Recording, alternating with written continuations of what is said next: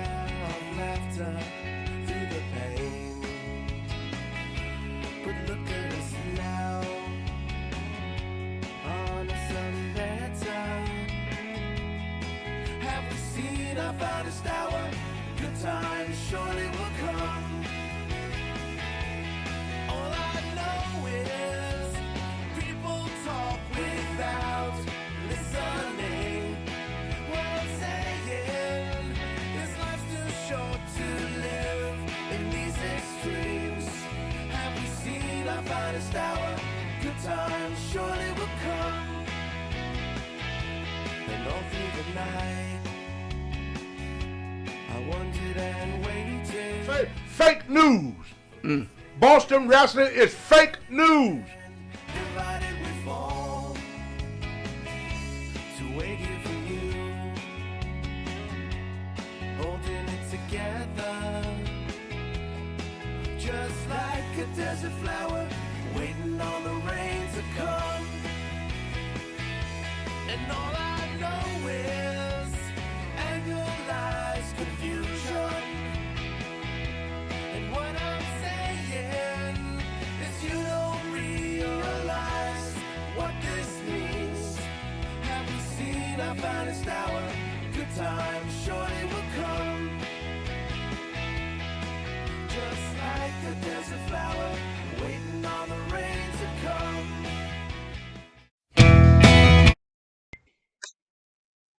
Well, getting back to what I was saying in earlier conversation about to be a professional wrestler, you have to be tough. You know, most of the guys in my day, they have an amateur background or football background. They came from a background where you have to be tough to be in the business. I remember going back to my first year, I'm still on my very first year, George Scott was really like a father to me. I grew up without a father, so George Scott was like a father to me. George Scott, you know, if you look him up on WikiLink, you can learn a whole lot about this guy. You know, he was involved with WrestleMania 1, WrestleMania 2. He was involved with the career of Ric Flair, Rick Steamboat. You know, a lot of guys that is big stars back in the day, George Scott helped develop these guys. I remember when Ric Flair first started, you had a tie-dye shirt, 275-pound, chubby, had a rag around his head.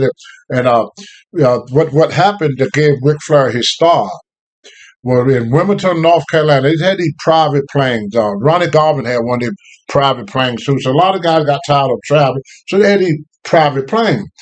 So the pilot got the idea because all the boys had these wrestlers was big. You know, you had to be, if you was under 230 pounds, you was a lightweight in wrestling. You could not be a 220-pound heavyweight champion of the world back in the 70s.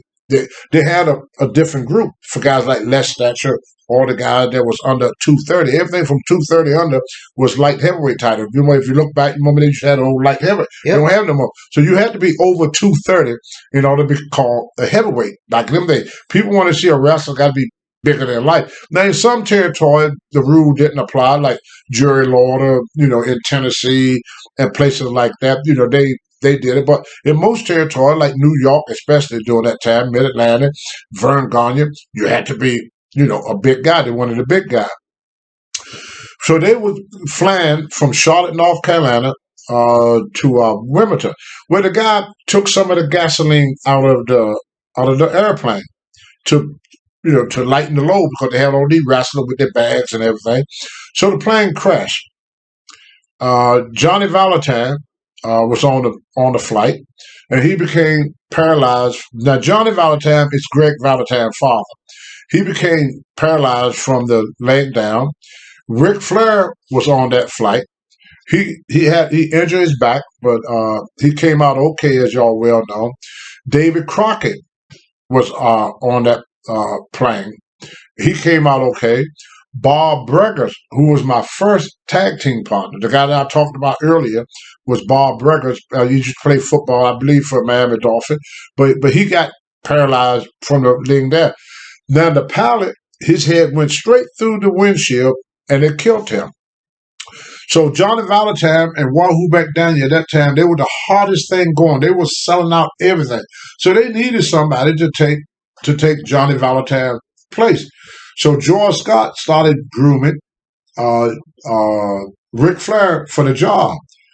Fortunately for the company, Ric Flair was able, with all his finesse and everything, he was able to pick up where Johnny Valentine left off. Now, back in the day, if you wrestled Ric Flair, his thing was he was a cardio man. He would get in the dressing room and he would do 300 free squats. We call them sumo squats, where you swing the arm squat down. He would do 300 every night. So he would get guys in the ring and he would blow them up. He was the first wrestler with the boom, boom, boom, boom, boom, boom, high spot, high spot, high spot, high spot. And he would love to tire you out. Once he tire you out, then he'd do his strut. Woo! Then he started kicking your ass. Because there's nothing you can do about it, because your ass was tired there. In other words, Ric Flair was the first rope-a-dope. Like, you remember how Muhammad Ali did the rope-a-dope? We laid up against the rope and let old form of, what was his name?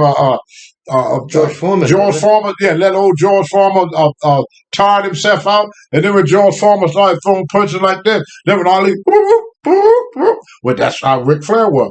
He would run you and run you and run you non-stop. You got to realize back in the day, the shortest match back then was 15 minutes. Every main event went 30 minutes. If you did a 10 or 15-minute main event back in them days, people want their money back. There was only 6 matches. They didn't have called it 8 matches, 20 matches, 10 matches.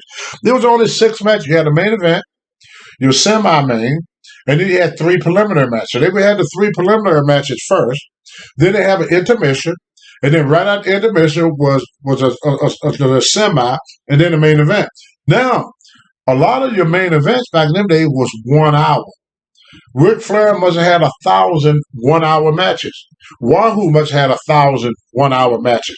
On that card, they would have 4 matches, and they would end with the semifinal. Most times, the semifinal was always a tag team match. That's where they would do the tag team. So Ole and Gene Anderson would be in the tag team. Ric Flair would be in the main event against Johnny Weaver or Paul Jones. Paul Jones has got not talked about much, but back in the day, he was a big star back in the Mid-Atlantic time. There was some of the things that being a wrestler you could and you could not do. The guys used to get they used to get juice. Now, people used to always ask me, was the blood for real? Yeah. How they did it, I hope I don't get in trouble with some of the old timers. They would take a razor blade and they would tape it to their finger. And then when the people not looking, they hit. Now, some guy would let another guy cut them. Just like when Abdullah was wrestling, Abdullah would, he would cut people himself. There was one, and if the guy didn't like you, like the Sheik, not the Iron Sheik, the original Sheik, which is what's his uncle? What is it? Yeah, Sabu uncle. The guy got smart with him anyway, and he cut the guy from ear to ear. And when he get back dressed, he said, "Why you cut him like?" He said, "He moved." So guys would do, you had to be tough. You have to protect yourself. Because guys would try to break your leg. They would try to break your arm. Because if I'm in the ring, let's say with Ric Flair back in the older days, and I was supposed to do a job for Ric Flair, I was supposed to lose Ric Flair. If I could do something to Ric Flair to hurt him, he get hurt in that match, that would move me up the ladder. Because now, hey, you hear what happened with Stan Hansen. Bruno Sammartino broke his neck. All of a sudden, Stan Hansen is a big star in New York because he was wrestling Bruno when he got a broken neck. Chris Adams, same thing happened to him with Von Erich. Cameron got hurt in the ring. Whoever he was wrestling with became a king. Same thing happened with Killer Kowalski. Killer Kowalski was kicking a guy, kicked him on the ear, kicked his ear off. Ripped his ear off the side of his head. He's a killer. Ox Baker hit a guy with the heart punch. The guy died. Not from the heart punch. Yeah. The guy died. So then all of a sudden, Ox Baker became a big star because he had this heart punch. Because guys died with. So sometimes things would happen accidentally that would automatically shoot a guy to the top because people started focusing. We want to see this guy who broke this guy leg. We want to see this guy that broke this guy arm. We want to see this guy that this killer Kowalski. He's a killer. They call him a killer because he ripped the guy ear off in the ring. Sometimes a guy would lose an eye or something happened. But whoever is in the ring with that guy during the time that this incident happened, they automatically people wanted to see it. So wrestling was never a sport for wimps. The reason it was, let's say for example in Mid-Atlantic, we wrestled in the same towns every week. It wasn't like it were now when you see wrestling once every blue moon. Every night, it was Charlotte, North Carolina on Mondays, or Greenville, South Carolina, or Charlotte, North Carolina on Monday. On Tuesday, we did a TV taping in Raleigh, North Carolina. We wrestled in Raleigh, North Carolina. Or some of the guys would go somewhere else and didn't have to travel to Raleigh on Wednesday. Every Wednesday, you wrestle in Raleigh. So you had a match the night before in Raleigh, North Carolina. Next day they stay overnight in Raleigh. Then they would do TV taping. Now some guys they ran North Carolina, South Carolina, Virginia simultaneously. So sometimes they were saying you be on that what we call the B car. We had to do Greenville, Spartanburg, and then drive to Raleigh. And then from Raleigh, you have to drive back to Florence, South Carolina. And then you have to drive up to Charleston, South Carolina. I got a good story about Charleston with the promoter that taught me something about the business. But that's pretty much how the business was. It was what's called a territory. You had different territories. So you was in the same town every night. And then Tuesday was even Spartanburg or some South Carolina town after Raleigh TV on Wednesday, or you go to Norfolk and wrestle at the Scope. On Friday was either Richmond, Virginia, or Charleston, South Carolina. On Saturday, most of the time it was Greensboro or some other place. And sometime on Sunday you was off, and sometime on Sunday you wrestled twice. They would have a 3 o'clock show, then they have like a 7 o'clock show. So the guy was on the road 7 days a week. 7 days a week you was on the road. You had no time off. The only time wrestlers back in the 70s got off was right before Christmas time. You got 10 days off for Christmas. You was off from the 15th to the 26th. Now in some areas, like Texas and other places, they would run a Christmas show. Yep. So you only got 9 days off, and this for the whole year. You hear a story about Ric Flair. We said that he'd wrestle, 360 some, 350 some days a year. That was common for wrestling. We wrestled every day. Every day you went on the road. We would drive. The average thing for wrestling, he'd get up in the morning, have his breakfast, hit the gym, drive to the next town. You want to eat before 4 o'clock. None of the guys will eat after 4 o'clock. You drive to the next town. You wrestle. The show you start at that time at 8 o'clock at night. You have to be in the dressing room at 7. The show would start at 8. 10 o'clock, the show was over, and you would drive back to wherever you based at. So like if you're in Raleigh, you have to drive back to Charlotte. And then Charlotte was the base, and then you transfer from Charlotte to different terms. The schedule was the same. The trip was different. The average trip was 200 miles. That was average. I remember guys used to race back. In fact, I remember one time we was coming back from a trip 1975. And they used to have Cadillac tournaments. And all the guys that want to buy a new car, you tell the promoter, hey, I'm getting ready to get a new car. So if you want to get yourself over. So the promoter said, oh, great, we have a tournament. Don't buy the car yet. We get a tournament. So they have a Cadillac tournament. And it was this, all the guys got the 1975 Eldorado. Now, back in them days, you get a brand new Eldorado, brand new Cadillac for about $9,000. Now that get your used car. But that was a brand new, big old, long Cadillac. So one day they had a match in Raleigh, North Carolina, and all the guys are trying to get back because they had to go to South Carolina the next day.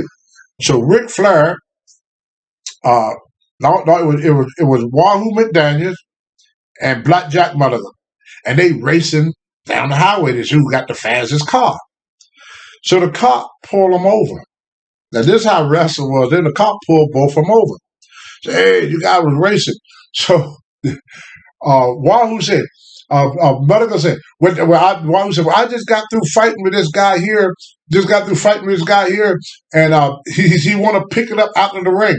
So he said, oh, y'all need wrestler. Yeah, we wrestled. We just had a match together. They showed him the cuts on the head and everything. And so what they did, they held Blackjack and they let Wahoo go home. I was riding with, Bearcat Wright. And he got caught for speeding.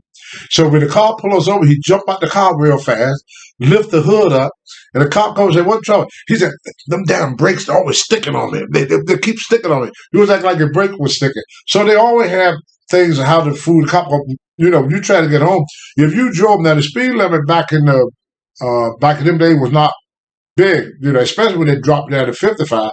So to get home, most of the guys drove 70 to 80 miles per hour. This back in the 70s. To get home, I mean, you had a 200-mile trip. All the guys want to get in by 2 in the morning. And that's each way. And we was 200 miles going, 200 miles come back. So that was like a 4-hour trip. So guys would brag about it. And they say, hey, I made it in 3 hours. Now, there was no fast food places like they do now. We want to get some meat like Burger King and all the places. We didn't have all that. So what we do for food after the matches, they have what's called a Baloney Blowout. So the Baloney Blowout, they would guys get, it was like a loaf, bologna loaf, and you get the big square cheese, the cheese about that big old square, and the big bologna loaf about that long. Get some bread, a jar of mayonnaise, a jar of mustard. So one guy be sitting in the back. He sliced you off a piece of bologna, sliced you off a slice of cheese. If you want mustard or whatever on, he squirt that on there. He give you your sandwich and give you a nice ice cold beer. That's what we call the Baloney Blowout. That's what guys ate every night. There was the early Subway. Yeah. but you didn't have these fast food places. The only places you had where you get food at night were truck stops. And they were here and there. But during the day, you could stop in little restaurants and stuff and grab food to go. But there was restaurants. There was no McDonald's, no Burger King, no Kentucky Fried Chicken, none of that stuff on the side of the road. In Mid-Atlantic, it was back and forth home every night. You weren't out in hotels. Well, no, you stayed in the hotel. Like when you went, it depends on how they book it. You on the B team, we on the A team, you stayed over every night. Like the A team in Mid-Atlantic, you was in Charlotte. So you had home in Charlotte. Then you drive to Raleigh. You stay over in Raleigh Tuesday night. You did TV. Now you had two choices the next day. You could stay in Raleigh a second night, or you could drive to Norfolk that night. So then you stay over in Norfolk. Then when you went from Norfolk, you stayed over in Richmond. Then you stay over in Roanoke. So that's the A team. You stayed over every night. Then you came back home after Roanoke. So my wife at that time, when I was married to this lady named Joyce, who's the mother of my daughter Nikki, she lived in Opelika, Alabama. Joyce saw me Sunday when I came home, and she saw me Monday when I left. That's the only time my wife saw me during that whole time. Now you had nice territories that where guy was home every night, but that was a rarity. When you worked Mid-South, you was on the road. We lived in hotel from hotel to hotel to hotel. Now a lot of times you would get booked in a way where you'd be home. It wasn't your home because Rufus home was in Kansas City, Kansas or Missouri. My home was in Virginia. You have not a home. We say home every night. You come back to your base. It's like when I first went to the WWF, the base was Hamden, Connecticut. And they had these central towns, like Charlotte was the base. That's where the office was at. There were everything at. So all the boys would transfer back and forth to the base. But no, you stayed in the hotel room after every hotel room, hotel. And at nighttime, everything was cold. They used to have a big cooler would be in the car. I want to tell you this story before I forget about Ric Flair. And if y'all talk to Ric Flair, you probably remember. Us wrestlers, we had a thing we used to do at nighttime. It's against the law, but we did it anyway. We'd be drinking beer. And so every wrestler I knew would have at least 2 Baloney Blowout sandwiches, at least 2, and a 6-pack of beer. That was our dinner. A 6-pack of beer and a big bologna sandwich. With Ric Flair was real flashy. Ric Flair he was the first guy to get tailor-made clothes. Tailor-made. And he would get on TV, he would rip off these $300 suits. Well, back in 1975, 77, early 70, mid 70, $300 was a lot of money, especially when minimum wage was only about $1.60 about during that time. So you could buy a brand new house back then for less than 50 grand. You get a brand new car for 10 grand. When I bought my first brand new automobile, I paid 10 grand for it. Johnny Weaver thought I was nuts. He said, "You could have got a house for that." But anyway, Ric Flair just bought this brand new ring. It was gold with all these big diamonds on it.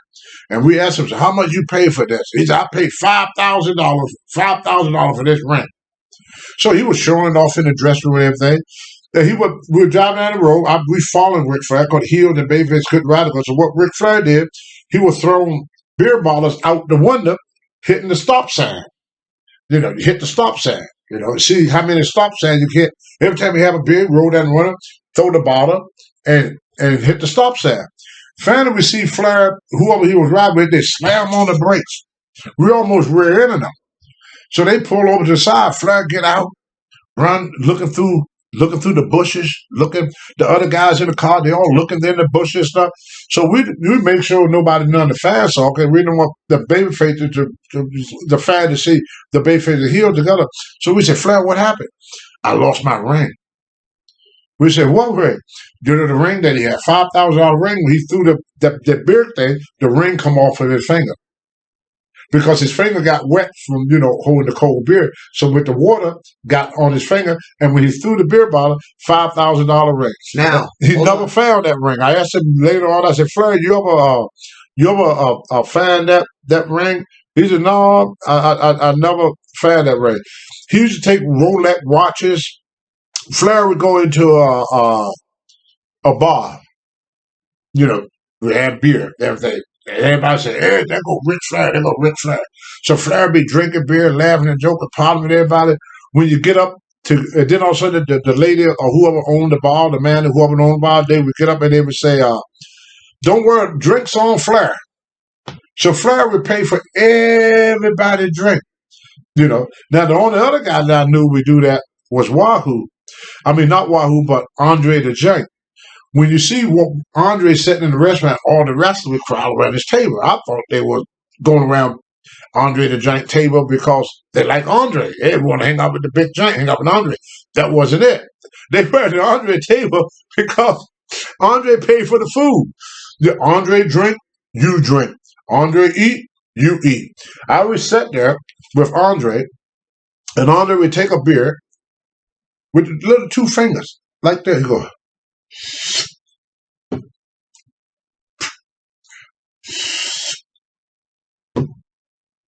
"You drink." I said, "Andre," I got the first one. So Andre would order another 6 beers. He ordered you another 6 beer. Every time Andre ordered a beer for himself, everybody at the table, he ordered a beer for them. I remember one night I was sitting there. I got 50 beers in front of me. Andre got none. He just ordered. This man just sat there in front of me and drunk 50 freaking beers. That was a nightly thing. 50 beers. And it was like this. Click. One sip, the beer gone. But Andre was a huge man. But when he ordered him a beer, he ordered you a beer. Now, we have wrestlers that was on the opposite side of that when I first started that wouldn't spend a quarter. They were cheap. As the old timers say, he's tighter than an ank's ass stretched over a bass drum. These guys, they was cheap. They wouldn't spend no money. I'm sure he don't mind me telling the story. He's very proud of it. Ronnie Garvin would travel for a week with 1 pair of jeans, 2 pairs of underwear, 2 pairs of socks, and 2 T-shirts. Wow. Randy Savage was tight as hell. You ask his brother Leonard. Randy would get one pair of tights. The only thing Randy would spend money on was his uniform for the ring, his ring gear. He invests a lot of money in ring gear. But I remember one time he moving up a little bit. He took and bought a pair of tights. And everybody said, "Hey, Randy, them nice tights." And Steve Joe said, "Yeah, he's gonna be wearing them 2 months later." He said they will have to fall off of him before he take them off. Showing up another time, Rick and Steamboat, me and Rick and Steamboat, we were going to get something to eat. This little Chinese restaurant.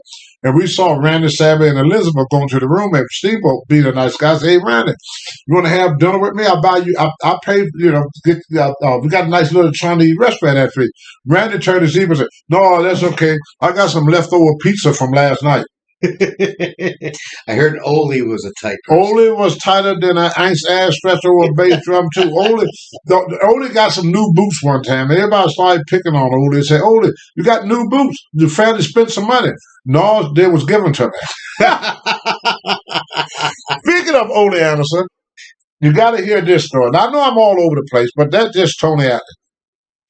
I was at the beginning of my career. We was at the YMCA working out. And this guy was we call a dojo from a karate school. So he was talking about what I do is for real, what you guys do is fake. I'm the real thing, you're the fake thing. So Ole got tired of listening. Ole got up off the bench. And Ole was pretty strong too. I saw him bench press 405 pounds, 405. So he was not a weakling. So Ole said, "Show me your karate move." So the guy got the side. Showing him his collar, kicking, jumping up, doing all this stuff. Ole sitting there looking at him like this. He said, "That's it?" He said, "That looked fake to me. You couldn't bust a fucking grape with that shit you do." And the guy said, "Oh yeah." And Ole said, "Yeah, I don't think you could bust a fucking grape with this shit." And the guy said, "Well, I guarantee you, if I give you the good punch, I'll put you down, as big as you are." Now, Ole was about 270, 275 with 20-inch arm. Ole Anderson, he was a stocky guy, big Polish guy. So Ole said, "Okay, let me get ready for it. I want you to give me your best freaking punch." So Ole turned his back to the guy and went and leaned over, and then Ole straightened back up and go, "Okay, I'm ready. Give it to me right here. Right here. Give it to me right here. Come on. Give it to me. Give it to me." The guy said, "Brother, it's going to hurt. I don't want to hurt you. Come on, you fucking piece of shit. Hit me if you're going to hit me. Come on, you freaking see. Come on, hit me. So the guy said, "Okay, you asked for it now." Ole said, "Stop running your freaking mouth and hit me." So the guy drew back, hit Ole in the freaking stomach, and broke his hand. Wow. Ole lifted up. Oh, he His put shirt, something in there. lift up his shirt and pulled out a 25-pound weight. It said, not only, he said that karate didn't teach you, but you dumb shit, and dropped the weight. He stuck a 25-pound weight underneath his shirt, and the guy hit him on that weight and broke his freaking hand. Ole said, "You dumb shit, you, look at you." He said, "I bet you won't do that again." That's Ole. A lot of people didn't like Ole Anderson. I loved him because Ole Anderson just tell you how he felt. He didn't pull word. If he thought you was a dumb piece of crap, he would tell you, "You're a dumb piece of crap, you." Ole Anderson was one of the toughest guys that I knew. Gene was tougher.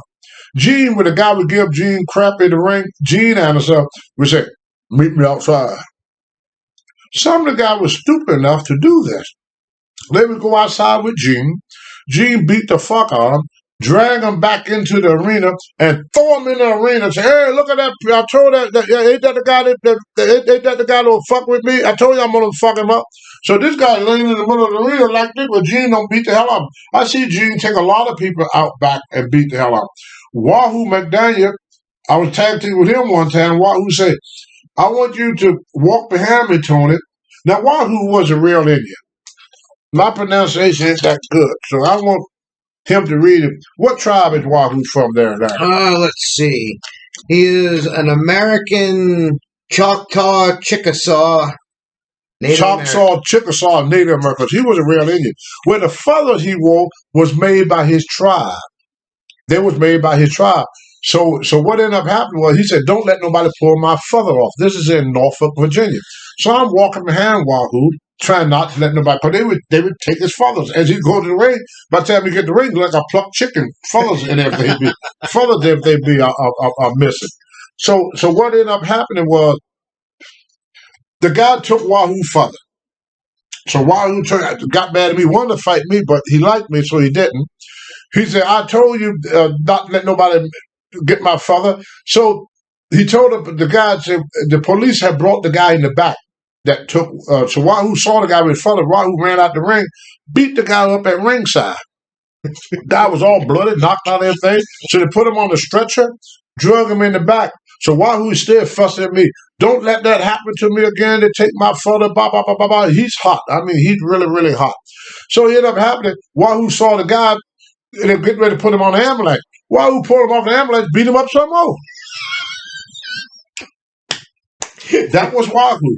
Wahoo was just, if there ever was anybody that what you said was tough, Wahoo McDaniel was probably one of the toughest guys that ever been in this business. See, when I broke into wrestling, I tell these different stories. I know I'm all over the fucking place, but I tell these stories so y'all get to know these guys. When you see Wahoo McDaniel, the first thing that would hit your man, "I don't want to fight that guy." You saw Blackjack Mulligan, the first thing you would think about, the last thing you would think about is fighting freaking Mulligan. I mean, you got to be a nut to want to fight these guys. Angelo Moscas, all these guys. They was all freaking I was riding with Swede Hamster one time. Swede Hamster, huge man, 300, maybe 400 pounds. We used to call him Raw Bone. He was solid as a rock. They used to have in the 70s, they had a CB. Brecker, one name. Brecker. Who is this? We got the Big Swede here. Big Swede. You sound like that wrestler I seen with Rip Hawk. Is that the same Swede that be with Rip Hawk? He said, "Yeah, I'm the same Swede that is with Rip Hawk." He said, "That wrestling fake." This is on the CB. Swede said, "Well, why don't you pull over at mile marker 15 where I'm at?" And we used to go by mile markers back then. "You can pull, I'm at this mile marker. What mile marker are you at?" Brecker. "Well, I'm at mile marker 200. "Okay, I'll be there in 15 minutes. So this trucker pulled over like an idiot. Sweet got out the van, had a green van, got out the van, opened the truck door, reached in, pulled the guy out, beat the crap out of him, threw him back in the truck, got in his car, and drove down the street. Later on the CB, we hear him talking. "Guys, if you see this big guy, this big blonde-headed guy, driving a green van, don't stop him. Let him go. This is Brecker so-and-so. I'm on my way to the hospital. I think he broke every bone in my body." There was a picture where they tried to arrest Sweet House at one time, these policemen. And Ric Flair just had left the office telling George Scott, back in them days, people didn't put wrestlers, they figured wrestling was fake, so you couldn't get in the newspaper. If you got in the newspaper, it was something special. They didn't put, and they still don't do it. They don't put the matches. You hear about the football game, the basketball game in the sports paper. You don't hear about WWE or WWE because they think consider wrestling at that time as being not a legitimate sport. So the guys would go for any publicity they could get. So it was common for a wrestler to go into a bar like Mad Dog Vachon, beat up everybody in the bar, and end up in a newspaper. It was common for them to do that. So you get in the newspaper, the owner will come and bail you out. The next day, people want to see this guy. They just beat 5 guys in a bar. They want to see, hey, you heard about this wrestler? No. Yeah, he was he was in this bar. He just beat up 5 bikers. Oh, really? Oh, I got to go see this guy. So it's sold money. So Ric Flair said, I got to do something. Told George Scott, I got to do something to get myself in the newspaper. So we went to get our check on Monday. And George Scott said, "Oh, you guys sit here. Oh, you guys sit here. We want y'all to stay here. We want to see something." He said, "Let me know when Flair get here." So Ric Flair came in the dressing room. Like the way Flair walked. Like I said, Ric Flair is not acting. What you see is what you get. That's the real Ric Flair. So Flair come in and he said, "Hey, Flair, have you got a newspaper yet?" He said, "No." He said, but I will. You watch, George. He said, "Well, Sweet just beat you." Then he pulled out a picture, and on the front page is Street Hansen sitting on the top about 5 or 6 policemen with his arm folded like this. These cops couldn't handle this guy. Same thing with Ken Paterno and Saito. I mean, these guys that I was wrestling with, it took no one person could beat these guys. Guys like Mad Dog Vachon, Wahoo McDaniel, Abe Jacobs. I mean, when it comes to tough, I mean, Joe LeDuc. Oh, Joe LeDuc. One day, Joe LeDuc, he was so tough that he would go in the ring and he would cut his forehead and get blood. Well, he'd go back to the dressing room and look. The match is over. He looked at himself. Oh, hell, I don't have enough blood. And started cutting his forehead again. Oh, yeah, now that looks good. Now that looks good, you know. And I go, what the hell time of business I got myself in where guys cut themselves with their forehead with razor blades, guys hit each other in the head with chairs. What we would do, if they would hit you in the head with a chair, and if the chair fold around your head, that was okay. You know? That was okay. You know, and here this young kid just started wrestling, and I watched these guys do this stuff. But I would say to wrestle Johnny Valentine, there was nothing fake about Johnny. Johnny did it for real. You just got to be able to take it when it comes to Johnny Valentine. I mean, anybody that wrestled Johnny Valentine. Then they have another guy called Carl Gotch. He didn't make no money because Carl Gotch, he shot every night. He would get in the ring and just stress the crap out of you. You just take Stu Hart, for example, which is Bret the Hitman Hart father. You know, he had a dungeon. And he would take guys down in his dungeon. He would stretch them his right so you could hear the guy screaming a block away. And they was kind of sadistic in a way because the harder you put it on him, the more he enjoyed it. He didn't lighten up. He'd tighten up even more if you start hollering and screaming. You take like Bob Orton grandfather, Bob Orton, not Bob, but Bob Orton Jr. Bob Orton Jr. is a very, very tough guy. He run a lot of championship and amateur wrestling, everything. But Senior was something altogether because Senior was like a fighter and a wrestler too. You know, he would shoot with you. Boris Malenko. His son is downstairs working.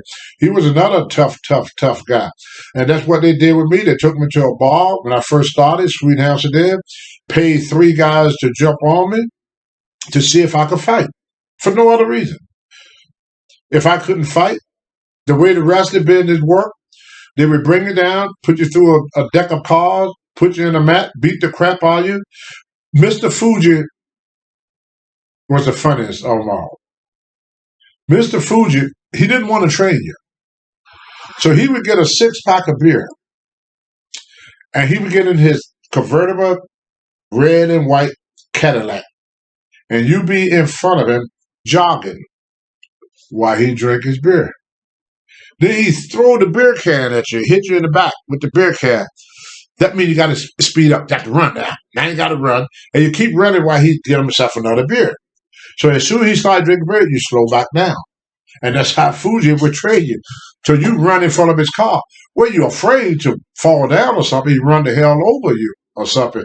Fuji was also known, and people all over the world known about ribbon. So when you're on an airplane, do not go to sleep around Mr. Fuji. So Mr. Fuji would watch you sleep. And as you're sleeping on the airplane, he get a little squirt. He carry a little water gun. And he would come up and squirt a little bit of water right around your crotch. And he keep doing it until you got a big wet spot in front of you. Then he had a makeup kit. He put eyeshadow on you. He put lipstick on you. And when most people get off the airplane, unless you got to go to the bathroom, you don't look in no mirror. You go straight to bag clean. So here these guys will be walking through the airport. Big huge old guys. Yeah, big, huge, freaking guy. 300-pound guy, looking like the Frankenstein with makeup on, walking through the airport. Then finally, when you get in the car, you look in the mirror, oh, shit, Fuji again, Fuji. Then you looking down your pipe, you like got water. Now, Fuji has some jokes that was not funny.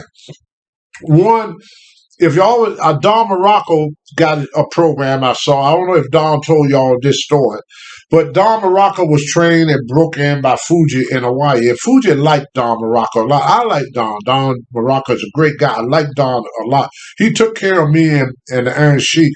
We was in Japan because none of the white guys wanted me around him because I was black, and they didn't want the Sheik around him because he was Arabic. So Morocco being a nice guy, then Morocco said, "Yeah, you guys come on and go with me. I'm gonna show y'all around Japan." So Morocco was a great, great, great guy. So anyway, make a long story short, Morocco was telling about how these guys kept picking on him when he first started. So he told the Fuji. So Fuji is driving down the road, listening to Morocco, telling about what happened.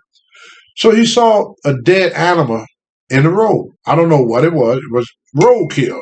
Pretty much what it was, roadkill. So Fuji took a towel and wrapped this dead animal up, this roadkill up in a towel. Then he takes it back to his house. He invited all the wrestlers over that was picking on Don Morocco. Brought them all back to the house. So Mr. Fuji come out, gave them the barbecue, and they eating barbecue, drinking beer, eating barbecue. Oh, Mr. Fuji, great, great, great food, Mr. Fuji. Oh, Mr. Fuji, so good, so good, so good, Mr. Fuji. So Fuji said, "How do you like my barbecue?" The guy said, "Oh, wonderful, Mr. Fuji. Best barbecue I've had." Fuji was a good cook. "Oh, wonderful, Mr. Fuji. Wonderful, Mr. Fuji." So then he said, "How was the beer?" "Oh, the beer, great, great, great. Anybody want more barbecue?" "Oh, no, I'm all full, Mr. Fuji." "Any more beer?" "Oh, no, I'm good, Mr. Fuji." So Fuji said, "You like my barbecue?" Huh? The guy said, "Oh, yeah, I love your barbecue, Mr. Fuji. Love the barbecue." Fuji reached behind him and pulled out the head of the dead animal and said, "So you like roadkill?" Jeez. He fed him roadkill. Oh. Another time, what Fuji would do to a guy, he had a cookie. Oh no. A cookie. Have cookie. Wife make very good cookie. Cookie good for you. No. So the guy would take one bite of the cookie. The cookie was loaded with LSD. So now you're sitting in the freaking room. You got a match now. You got a wrestle. You just bit this cookie one bite. And the room started going around and around and around. Guys were trying to go into the ring. They couldn't find the door. Other guys are laughing their ass off. I mean, they walk this way, they hit the wall. They walk this way, they hit the locker. They walk this way, they hit another wall. Man, help me get to. They can't find a way to the freaking ring because everything is going in the freaking circle. I mean, he got these guys on freaking cloud nine. These guys got co-wrestlers. Fuji's sitting there just like this. They had another guy that used to always ask for shampoo. He never used his own stuff. "Hey, brother, you got tape, brother?" They give you tape. "Hey, brother, you got shampoo?" They give him shampoo. Well, Fuji got tired of it. Fuji said, "I'll fix them." So they had this old Johnson shampoo back in the old days, and the shampoo was kind of light brown. So Fuji took half of the shampoo, poured it out, and then he urinated in the bottle. So the guy come up. Fuji knew he was going to ask for shampoo. So just to make sure that he asked Fuji set the shampoo up where the guy could see it, up on the table. So Fuji know he's going to ask for that shampoo. He do it every night. So the guy come in, "Mr. Fuji, you have shampoo?" Yeah, brother. Fuji have shampoo. "Yeah, brother, yeah, have Fuji shampoo." So the guy's in the shower, dumping urine all over him. Taking a shower with urine all over him. Fuji laugh about it. There was a guy that called Ron. The guy didn't know it? Didn't even know that the boys would not tell. That's the I can't believe you wouldn't smell it. That is the thing about wrestling. When a rib was pulled, Oh, of course. nobody told you who did the rib, especially Fuji, because you tell that Fuji did this to Ron Shaw, then the next time it's going to be done to you. Yeah. Now, Ron Shaw was getting ready to leave the territory, so Fuji went and got a big chain about this big around, about 6 or 8 feet long, big old toe chain, and bought a combination lock.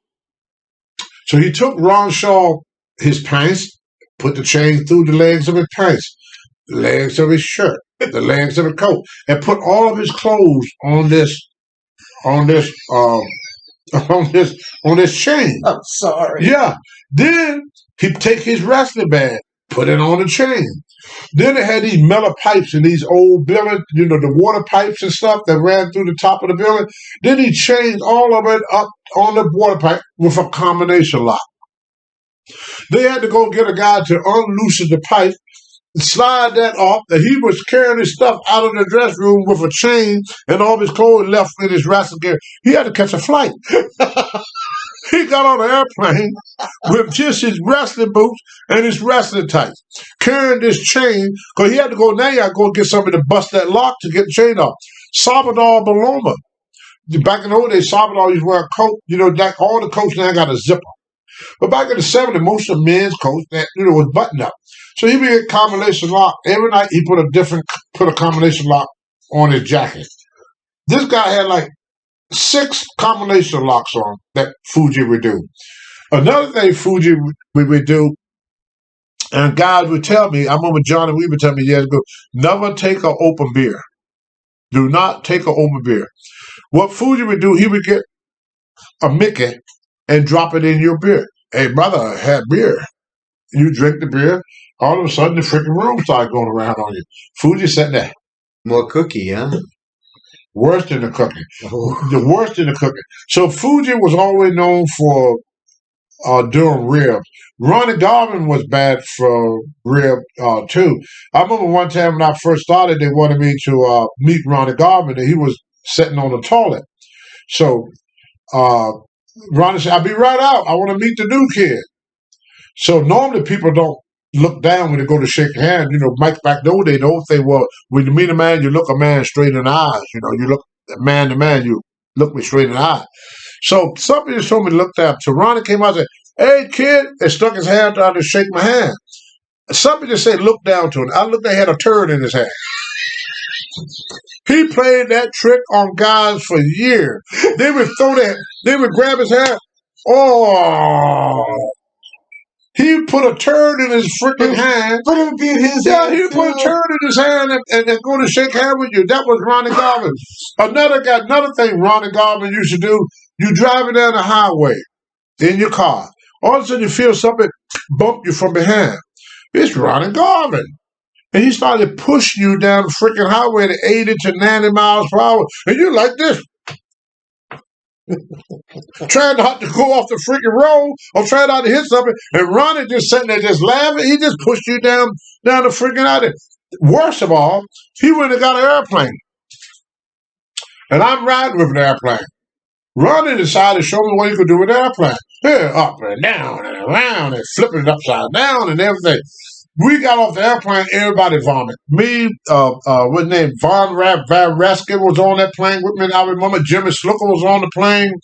I think Paul Jones was on the plane. Somebody else, like 4 of us. Man, when we got off the plane, I got ready to drink a beer. I took one sip of my beer. As soon as Ronnie took off, the plane landed, I'm still holding that beer. I'm like this. I'm scared to freaking death. I know I've been on an airplane before, and Ronnie Garvin is doing all these flips and flops, but the guys look at that as being unreal. That was funny. See, wrestlers didn't go to movies. We didn't go to ball games. We wasn't with our family. We didn't go to cookout. We was our own entertainment. So these guys they were fucking nuts. They was off the freaking deep end, brother. Some of the stuff these guys did, man, it was off the freaking deep end. We was crazy. We was crazy as shit because we was on the road. We were worse than a truck driver. We was on the road 355 days a year, every day. So we didn't get to go to see movies. When I got out the wrestling business, the first thing I told my wife, I want a TV. She said, "Why you want a TV? Why is it so important?" I said, "I never got to watch. For 20 or 30 years, I never watched television. We didn't have time. You get up in the morning, you eat your breakfast, you go to the gym, you get in your car, you drive to the next town. You repeat that every day, day in, day out, day out. Same thing now. Vince made it a lot easier on the guys now because they get they only work 4 days a week. You get 1 day off really because if you work for, let me see how I remember if you work for Monday Night Raw, they did it on Monday, so you have to fly out Monday and then you flew back home on Wednesday. And if you did SmackDown or ECW at that time, they did that taping on Tuesday. So the guy would fly out on Monday, and then we would fly back Thursday. So really, one of the days was a traveling day, so you really couldn't count it as a day off. But then you right back on the road. But when you did a European trip, which happened after every um, WrestleMania, then you're in Germany one day, you're in Austria the next day, you're in France the next day, you in this, so you would go all over the place. It was even the same way, like when y'all hear about the murder of Bruiser Brody, where when Bruiser was going to leave Puerto Rico, he was going to go to Japan. So Brody would wrestle in Texas one day, the next day in Puerto Rico, the next day and he's in Japan. After his finger tour in Japan, he fly to New York, and then from New York he fly to Arizona. From Arizona he fly to Connecticut. That's how wrestling worked. Every day you went somewhere. One day you could wrestle in Madison Square Garden, and the next day you're in California, or you're in Hawaii, or you in Canada. That was a life of a wrestler. You was never in the same place a long, long time. And it's still going now. One day I'm going to show you, I kept one of my WWE schedule, and they show you where my European tour of all the different countries that I was in like 2 weeks. Like in 2 weeks, I went to just about every town, from Ireland to England to Germany, all in 2 weeks. We wrestle a lot in the Middle East, Africa, Central America, Mexico. I mean, wrestling was, like I say, a paid trip around the world. And promoters did not like having time off. The reason was they was afraid that a wrestler, if he had time off, he could develop something for himself. So as long as they kept you going, it gave you no time to develop anything outside of the wrestling business. And there were some things which I don't know if I can talk about in on these broadcasts. We'll find out. With the women. I mean, every night there was a different woman in just about every wrestler room. Now, this is during the 70s and 80s. Now, what happened in the 90s? It all changed because McMahon became corporate and he set a certain standard of way wrestling used to be. In the older days, guys would have ribbon, laughing and joking. The dressing room was the best part of the business because that's where we tell our stories, that where we did our ribs, that we did everything. Now you go into WWE, you can hear a rat piss on cotton. Everybody's sitting around on their cell phone or even on their little computer. In the older days, guys run around trying to rib each other, trying to do something. Like, I came in the dressing room one day, like I said, I hope I can tell this story without getting in trouble. I think this would be good, Tony. We got about 9 minutes left. Let's do some rib stories. Finish Okay, now this is not a rib. All right. It was the Iron Sheik. He was sitting on a toilet. And the Sheik is going, excellent. Oh, excellent. Oh, excellent, excellent, excellent, excellent. So listen, I've never seen somebody so damn happy taking a shitting all day in my life. So one of the wrestlers decided to open up the store door to see what is making the Sheik so damn happy. Talking about, excellent, excellent. He's getting a blowjob. He's sitting there getting a pipe job at the same time taking a crap. Oh, Jesus. I couldn't believe it. You would walk in on stuff like this. But I wrote in my book, If the Wall Could Talk, there was not unusual to go to a room where there be naked girls stretched out on a table there. I mean, stretched out on the bed. Don't get too descriptive. We can find out what we can do. All right. And all the wrestlers are sitting around with a beer in one hand, drinking beer, eating a sandwich, waiting their turn. It was common. I was a young kid. I'm sitting here looking at this. I said, my God, I never saw nothing like this all the days of my life. So the party started when it got back to the hotel. That's where the party started. The girls would come over. You know, the guys would have the party. They had all the cold cuts, the beer. They would take the big bathtub and ice it down with beer. There was no drugs in the business. So mainly was just whiskey, beer, and food. That was and women. There was food, whiskey, beer, and food. That was a wrestler enjoyment. That's all we got in the day. We didn't go to movies. We didn't go here. We didn't do that. So we all got back to the room, and some guy we had the party. Hey man, the party's in what room? So and so room. The party was in this room. So we all would clam into this one room. Sometimes there'd be 10 wrestlers and 2 women. You know, and so that's. The guys would have their fun. The girls did who they wanted to. I mean, nobody forced themselves on nobody. But some of the girls, I used to sit and watch. They would go to this room, do this wrestler, go to that room, do this wrestler, go to that room, do this wrestler, blah, blah, blah, blah, blah, blah, blah. By the time the day was over, they don't made their rounds, But that was a different time. That was during the time of the 70s where everything was not so scrutinized back in them days. If a lady did that, if a wrestler or anybody did that today, you're sexual harassment, there's this and that. But it was a different lifestyle. It was very, very wild lifestyle, and people kind of liked it that way. You had these wild parties that they used to have. Guys would have hangovers where we drag them out the bar. At 4:00 in the morning, drag them out the bar. Throw them in the shower to try to get them ready to go to the next show. Fist fights broke out constantly. If I got in just half the fist fights today that I got in back in them days, I'd be in jail 5 times over. But it was very common to get in, especially in Texas. When you're in a bar in Texas back in the 70s and you hear this, yee-haw, leave or fight. He's ready. Because he probably banned this girl drinks all night long, and then the girl end up leaving with somebody else.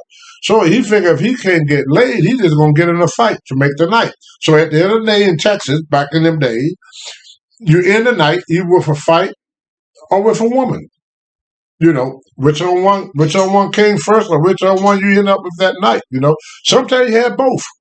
You got in a fight, then go back to the hotel room and get laid. But some of the ribs that guy did was, when I look back on it, I hear a lot of guys used to say that. Me and Nikolai, all the guys said, man, we lucky to be here with some of the crazy, crazy, crazy stuff that we did, Tommy Wildfire Rich, I love him to death, broke my neck. But not in person, but accidentally. Tommy had a habit that he'd be driving, and you say, hey, Tommy would do this. What do you want, T? Just like, Tommy, turn around, Tommy. But he would do that. You asking me, I'm talking about, he would turn complete. The car's going down a freaking highway. You say, hey, Tommy, what do you want, T? And turn around in his seat just like that. And you would like, holy shit. So you don't want to talk to him, especially if you're in the back seat.